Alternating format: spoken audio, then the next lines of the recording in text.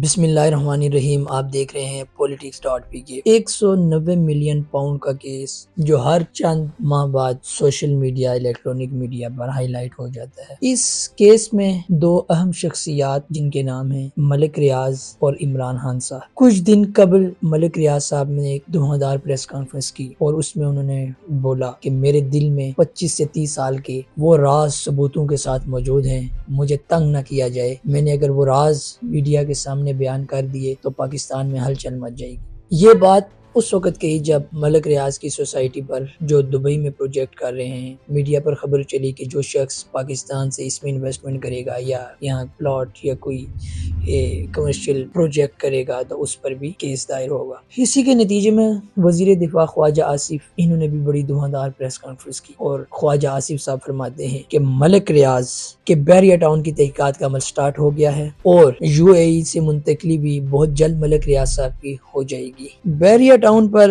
بہت جہاں تنقید کی وہاں پر پاکستانی میڈیا پر انہوں نے بہت تنقید کی کہ پاکستانی میڈیا جس شخص کے اوپر ہاتھ نہ ڈال سکا اور جس کی اصل چہرہ نہ دکھا سکا، آج ہم نے وہاں تک بھی رسائی حاصل کر لی۔ اس کے ساتھ وزیر دفاع خواجہ آصف صاحب نے بحریہ ٹاؤن کے بارے میں فرمایا کہ یہ جگہوں پر قبضہ کرنا، بحریہ ٹاؤن کی تحقیقات، ملک ریاض کی تحقیقات 25 سے 30 سال بعد اب بالآخر ہونے جا رہی ہے۔ موصوف یہ جو ارشاد فرما رہے ہیں یہ وہ ہیں جن کی حکومت 25 سے 30 سال سے ان اور ان کے اتحادی پیپل پارٹی اور پاکستان مسلم لیگ نون کی حکومت۔ سر ہم آپ کے ساتھ ہیں، اگر غریب کی جگہ پہ قبضہ ہوا، غریبوں کے پلاٹس پہ قبضہ ہوا، تحقیقات ہو، لیکن 30 سال سے تو آپ حکومتوں میں ہیں، آپ کی اتحادی حکومت میں ہیں، آپ کی پنجاب میں بھی حکومت ہے کہیں برس سے، آپ کو آج کیوں یاد آئی ہے؟ آپ کو اب کس طرح پتہ چل گیا کہ ملک ریاض اب بہت بڑا کرپٹ انسان ہو گیا ہے؟ آپ تو وہ ہیں، آپ کی بات کو ہم مان لیں لیکن کس طرح مانیں؟ آپ تو وہ ہیں جو کچھ دن قبل کہتے ہیں محمود غزنوی بہت بڑا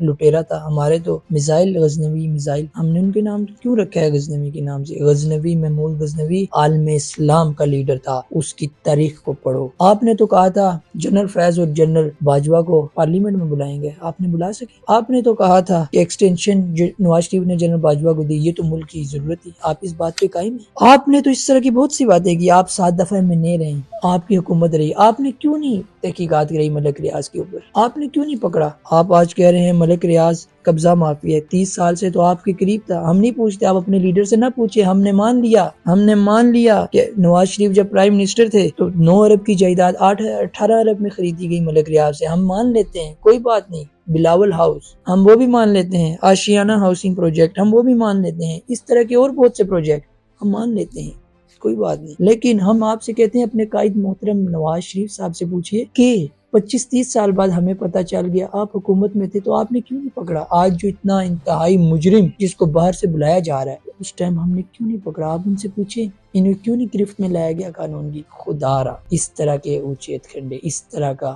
انتقام جب آپ لیں گے تو ملک ریاض پاکستان میں انویسٹمنٹ نہیں کرے گا، اس ملک کو چھوڑ دو۔ سب کا اب وہ لوگ نہیں رہے جو آپ کی باتوں پر اعتماد کر دے، اب یہ لوگ، یہ نوجوان جو 35 لاکھ نوجوان پچھلے عرصے میں باہر چلا گیا، آپ لوگوں کی تنگ آ کے، آپ لوگوں سے جو نوجوان اس ملک سے تنگ آ کر باہر چلا گیا، خدا اس طرح یہ ملک نہیں چل دے۔ اس ملک کو آپ لوگوں نے اپنی طرف سے تو تباہ کر دیا، لیکن اس ملک میں جو بچی کچی کسر ہے اس کو رہنے دو۔